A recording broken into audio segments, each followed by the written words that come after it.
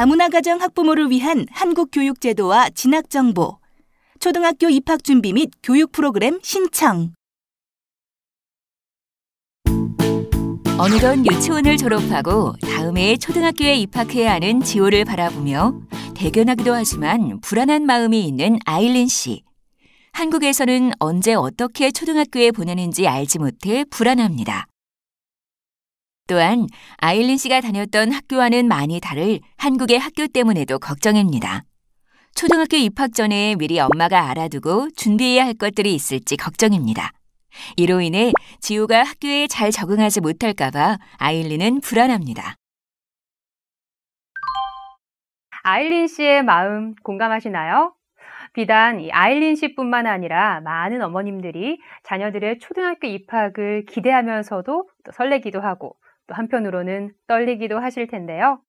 우리 자녀들의 학교 생활의 첫 관문인 이 초등학교 입학, 어떻게 준비하면 될지 함께 알아보도록 하겠습니다. 그럼 이번 시간의 학습 목표와 학습 내용에 대해서 알아볼까요? 이번 시간에는 초등학교의 입학 과정, 초등학교의 시설 및 입학 전 준비 사항에 대해서 알아보도록 하겠습니다. 그럼 본격적으로 학습을 시작해 보겠습니다.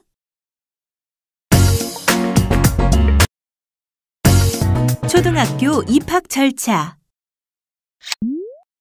우리 자녀의 건강하고 즐거운 초등학교의 시작. 생각만 해도 기대되시죠? 이런 기대감을 안고 입학 준비를 하는 아일린 씨. 우리 아이 학교 보내기 첫 단계 함께 시작해 볼까요? 먼저 이 취학 통지서에 대해서 알아보겠습니다. 자녀가 입학할 연령이 되면 취학 통지서를 발급받습니다.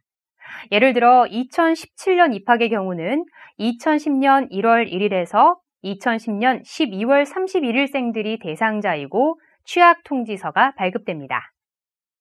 취학 통지서에는 예비 소집일, 취학 전 예방접종, 입학 관련 안내사항 등 준비해야 할 항목들이 꼼꼼히 제공되고 있으니 크게 걱정하지 않으셔도 됩니다.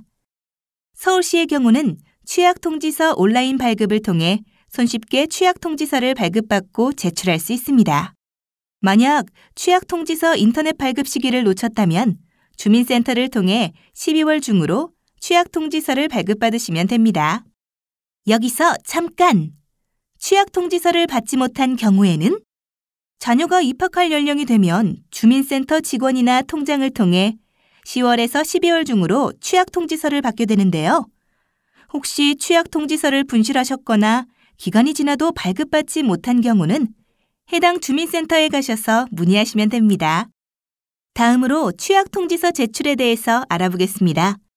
취학 통지서와 함께 받은 안내문을 살펴보시면 취학 통지서를 해당 학교에 제출해야 하는 기간이 있습니다. 학교가 지정한 날에 취학 통지서를 반드시 학교에 제시하여야만 입학 수속이 됩니다. 만약 특별한 사유 없이 기일 내에 취학하지 않을 때에는 초중등교육법 제68조에 의하여 보호자는 처벌받게 됩니다. 지금까지 취학 통지서에 대해서 함께 알아봤는데요. 연령과 상관없이 부득이하게 입학을 빨리 하기를 희망하거나 혹은 입학을 못하는 경우가 생길 수도 있습니다. 그럴 경우에는 어떻게 해야 하는지 자세히 살펴보도록 하겠습니다.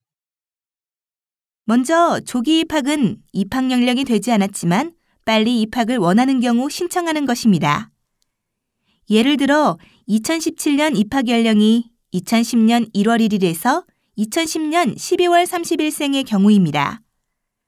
하지만 조기 입학을 원하면 2011년 1월 1일에서 2011년 12월 31일생의 경우도 조기 입학을 할 수 있습니다. 단, 1년까지만 조기 입학이 가능합니다.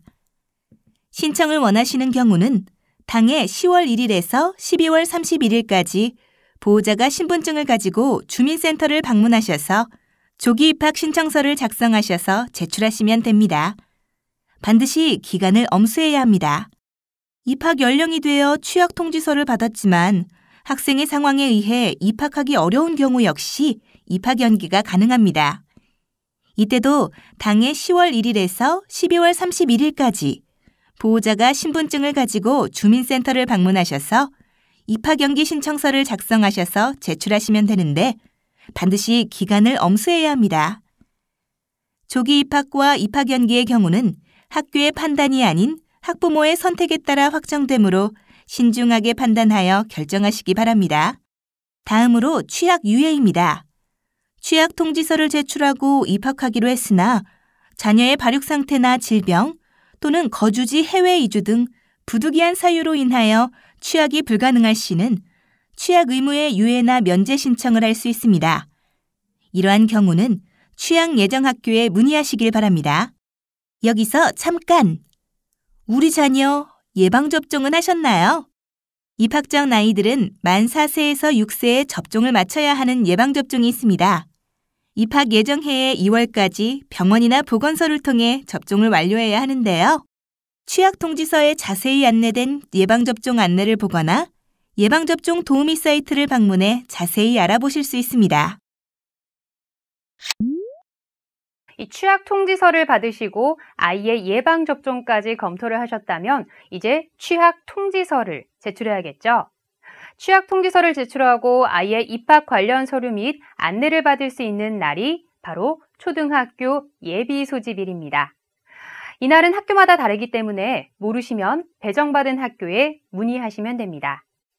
이 예비 소집인 날 꼭 참석해야 하는지에 대해 궁금증이 있으신데요. 어쩔 수 없는 경우가 아니면 가급적으로 자녀와 함께 예비 소집일에 참석하시는 것을 추천합니다. 예비 소집일 날에는 입학 관련 서류, 돌봄 신청서, 방과 후 프로그램 신청서 등의 안내장과 가정통신문을 받을 수 있습니다. 그리고 입학 전에 궁금한 사항들을 해당 학교 선생님들께 문의할 수 있는 기회고요. 또 자녀도 자신이 다닐 학교를 둘러보면서 기쁘고 설레는 마음으로 입학 준비를 할 수 있습니다.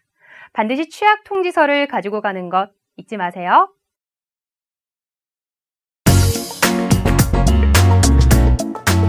초등학교의 시설 및 입학 전 준비 사항.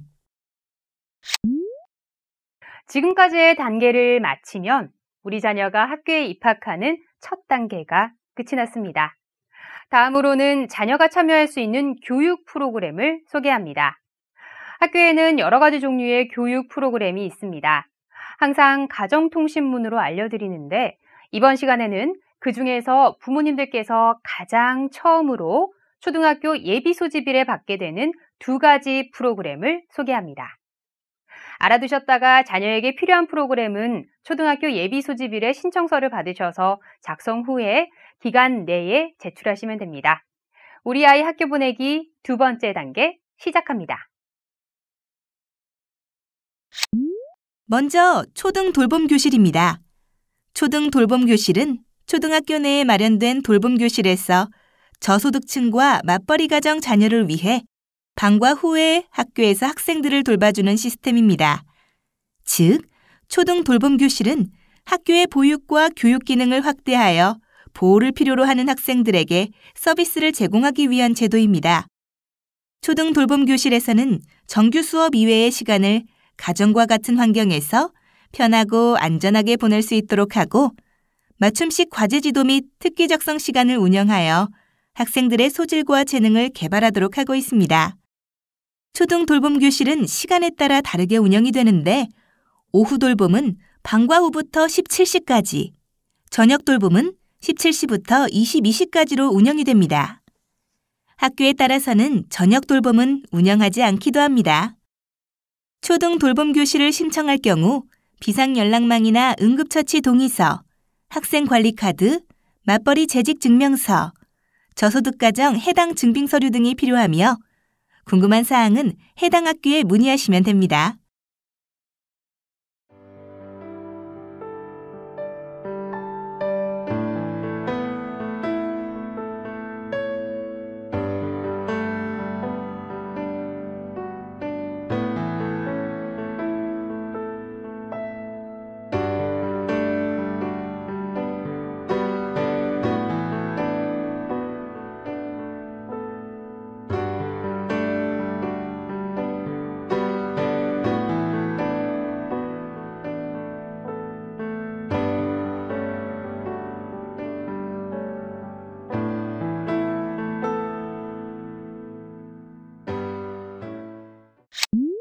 다음은 방과 후 교육 프로그램입니다. 학교에서는 방과 후에 학생들의 특기 적성 개발이나 학습력 향상을 위해 여러 가지 프로그램을 운영하고 있습니다. 일반 교육기관에 비해 저렴한 교육비로 다양한 교육 중 선택하여 배울 수 있는데요. 축구, 농구, 태권도, 배드민턴, 발레, 리듬체조 등과 같은 체육 관련 프로그램이나 영어, 외국어, 수학, 과학탐구 등과 같은 교과학습 관련 프로그램, 클레이 아트, 수채화, 종이접기, 바이올린, 피아노, 오카리나 등 예체능 관련 프로그램 등 다양한 프로그램들이 운영되고 있습니다. 아이의 흥미와 적성에 맞는 프로그램들을 선택하여 교육을 받으며 사교육 절감에도 많은 도움을 받을 수 있습니다. 운영되는 프로그램은 학교마다 다르므로 학교의 안내장이나 신청서를 참고하시면 좋습니다. 지금까지 자녀들이 학교에서 참여할 수 있는 교육 프로그램들에 대해 알아보았습니다. 다양하고 재미있는 프로그램과 가정처럼 돌봄을 받을 수 있는 안전한 프로그램이 있어 마음이 놓이시죠? 하지만 참여하고 싶은 프로그램은 꼭 기한 내에 신청서를 제출하셔야 하는 것을 잊지 마세요.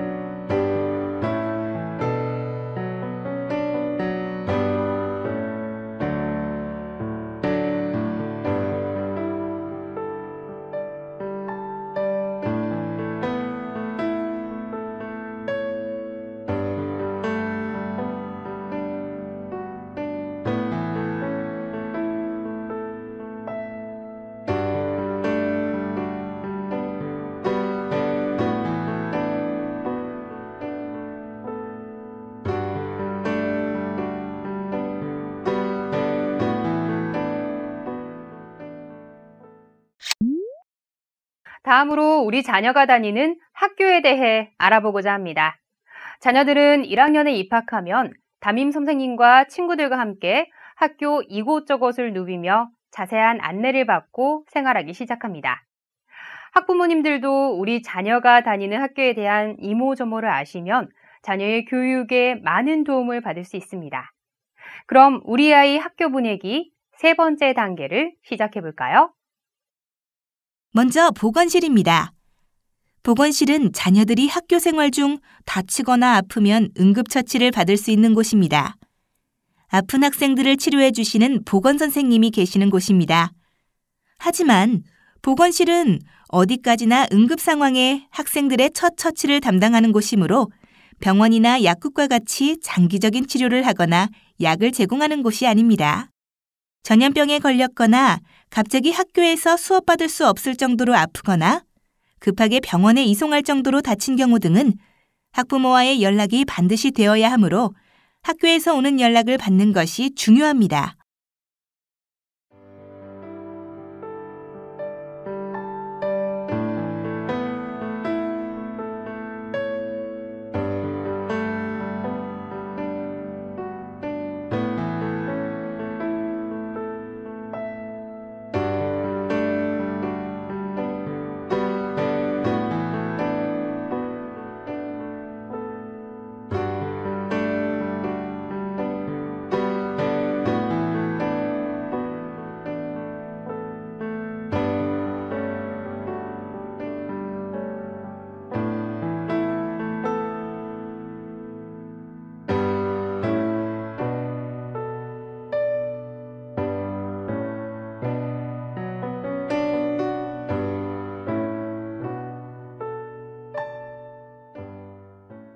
다음은 교무실에 대해서 알아볼까요? 초등학교의 경우 담임 선생님들은 주로 해당 교실에 계십니다. 교무실은 교감 선생님과 그 외 학교 업무를 도와주시는 선생님들께서 업무를 보시는 공간입니다. 돌봄 프로그램, 방과 후 프로그램 등과 같이 학교 프로그램에 대한 문의가 있으시면 교무실에서 안내받을 수 있습니다.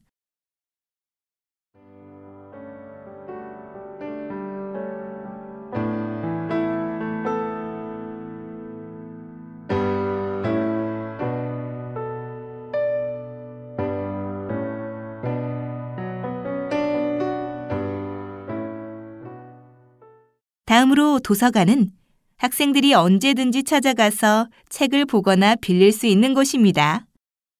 1학년에 입학하면 도서 대출증이 발급되는데 이 대출증으로 도서관의 책을 빌려서 집에서도 읽을 수 있습니다. 또한 학교마다 다르기는 하지만 학부모님도 책을 대출받아서 읽을 수 있기 때문에 자녀와 함께 책을 읽으면서 자녀에게 책 읽는 습관을 길러주시는 것도 좋은 방법입니다. 단, 대출 기간 내에 책을 반납하는 것이 중요하고 모든 학생들이 빌려서 읽는 책들이기 때문에 책을 잃어버리면 안 됩니다. 자녀들이 기한을 잘 지키고 학교 물건을 자신의 물건처럼 소중히 여기는 태도를 기를 수 있도록 가정에서 지도해 주셔야 합니다.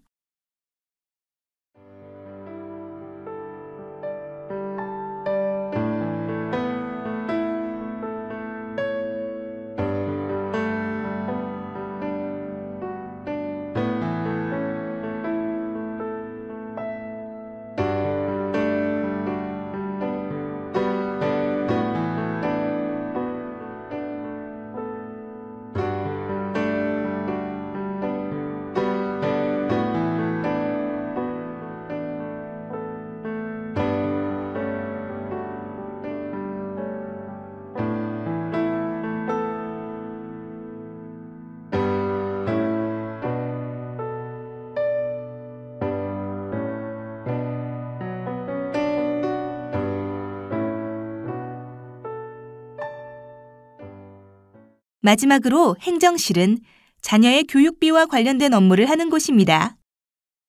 초등학교는 의무교육기관이므로 교육비용이 따로 들지는 않습니다.